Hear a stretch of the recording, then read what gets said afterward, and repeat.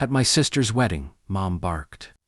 "You're the rotten disgrace. Stay the hell away from her big day." After I covered the $41,000 venue, catering, and flowers, and was cut from the guest list. I said, "Choke on the celebration you erased me from." I canceled every vendor, froze the planning funds, and exposed their messages to all 87 guests. But what hit their phones the night before sent the whole wedding into panic. "You're not invited. Jacob, do not show up. You'll ruin her day like you ruin everything. Ruin it. I paid for it. ... My voice cracked, not from anger. From the sort of ache you swallow so deep it erodes you over time. Mom stood at the head of the dining table. Her stage, her courtroom, her throne. She clutched her wine glass like a gavel, her pearl necklace digging into her neck. "Don't play the martyr. You're not a victim. You're a walking guilt trip," she hissed. "This day is about Sarah, not you. You wanted to walk her down the aisle, and that was your final nail." "Her father's in rehab again," I said flatly. "And asterisk, she spat. "Asterisk, you don't replace people because they disappear. Families wait. Families forgive. Not that you'd understand that." I stood there holding the last invoice, $8,650 for flowers. The McCarran Tower Sarah had cried over. The imported orchids, paid all of it. The venue, the food, the flowers. $41,000. And now, I wasn't invited. Who I am. My name is Jacob Hartley. I'm 27. I live alone in a one-bedroom apartment in Portland, Oregon. I freelance in software development. I've never been married. I've never been thanked, but I've always been needed. I was 17 when my dad first disappeared into addiction. 20 when I started sending money home. 23 when I stopped asking for anything in return. I thought giving meant belonging. Turns out it just means being easy to erase. The players. Mom Elizabeth, 57, elegant, sharp, surgically maternal. Spends holidays reminding people what they owe her. She raised us, she says. But she never really saw us. She sees appearances. She sees Sarah. Sarah 25. My sister, the bride. Everyone's favorite. She cried when her boyfriend didn't propose at the exact minute of their anniversary. I was the one who booked the replacement venue in 12 hours. She's the dream girl. I'm just the emergency contact. Dad, Stephen, 59. Sometimes here, mostly not. Always forgiven. Mom calls him a complicated man. But me, she calls, I am selfish. Go figure. They didn't even tell me I wasn't invited. I found out when the final guest list was posted in the family group chat. My name wasn't there. Not even a typo when I asked why. Sarah sent one sentence. Mom said it would stress me out if you were there. Double quotes. That was it. After 6 months of planning, writing checks, letting them put it all on my credit card. I paid. I smiled. I stayed quiet. And I was erased. I called her Sarah, 2 days before the wedding. "Do you even realize what you've done? Double quotes, Jake. It's not like that. I didn't want you let this happen. You let Mom treat me like an outsider in my own fucking family. Can we just not do this right now?" she whispered. I could hear the nail artist in the background. "I funded your dream wedding, all of it. And you cut me out, like I'm noise." Silence. "You always make everything about you, Jacob." Click. They all forgot one thing. It wasn't the first time they erased me, when I was 15. Dad vanished for 9 weeks. We had no power, no food. I worked under the table at a hardware store to keep us fed. When I was 19, I dropped out of college after Sarah totaled my car. I took the blame, so insurance wouldn't drop her. When I was 24, I paid off Mom's back taxes. She told people she handled it. I've been the emergency scaffold of this family for over a decade. Not a son, not a brother, just infrastructure. I didn't drop a flash drive. I didn't leak a video. I canceled everything.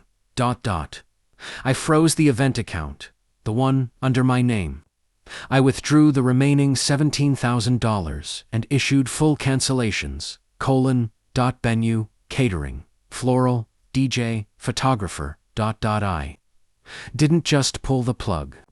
I sawed through the cables and threw the breaker in the river. Then, I did one last thing. I exported the last 2 months of messages from the family group chat. Every time they joked about me not being camera ready. Every time Mom said I was better off staying invisible. Every time Sarah told people I was just a bank. I sent it to the entire guest list. All 87 of them. Subject line: the celebration you'll be attending has been paid for in full by a ghost. The fallout was nuclear. Sarah called me 13 times, left 7 voicemails. The last one was her crying so hard I could barely hear the words. "You ruined everything. You're sick." Mom showed up at my apartment screaming, "You embarrassed us in front of the whole community." "Good," I said calmly. "Now you know what it feels like to be erased." She slapped me, and I stood there.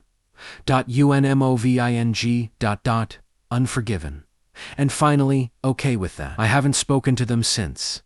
Sarah texted me 2 weeks later. "No apology, just ... We're having a courthouse thing in August.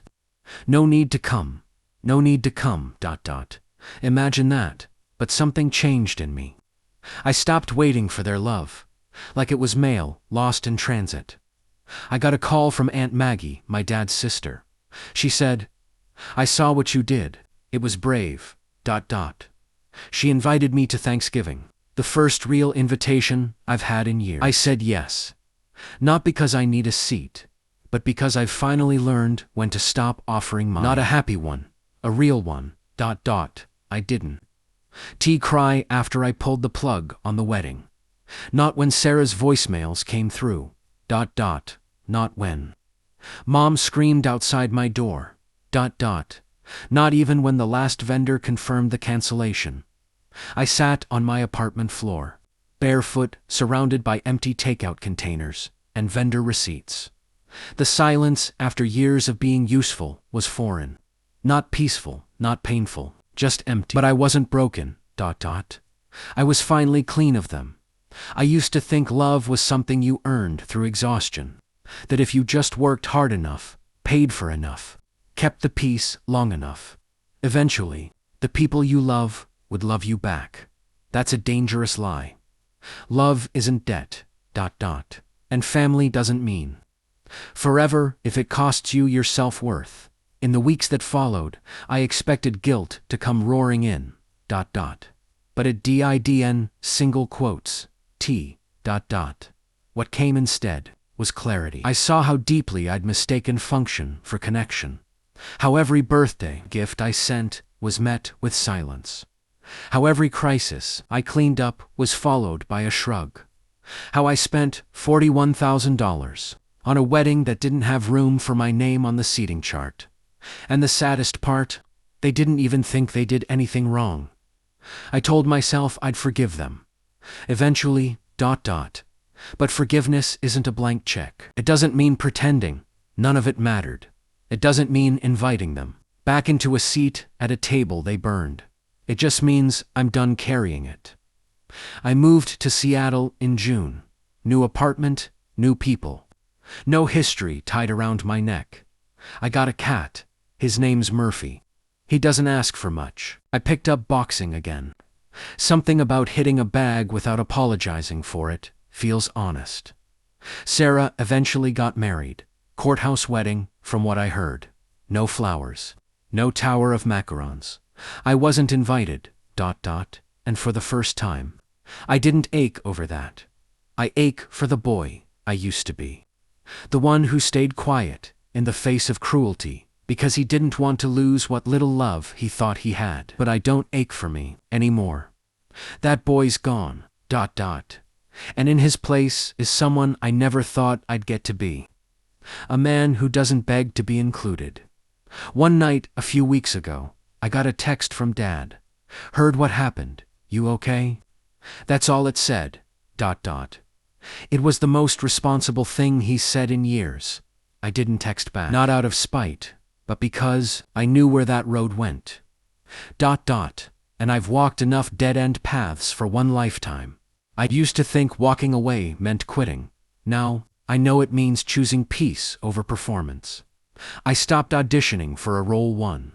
Never signed up for ... Stopped bending to fit a family that never made room for the real version of me. And the most powerful thing?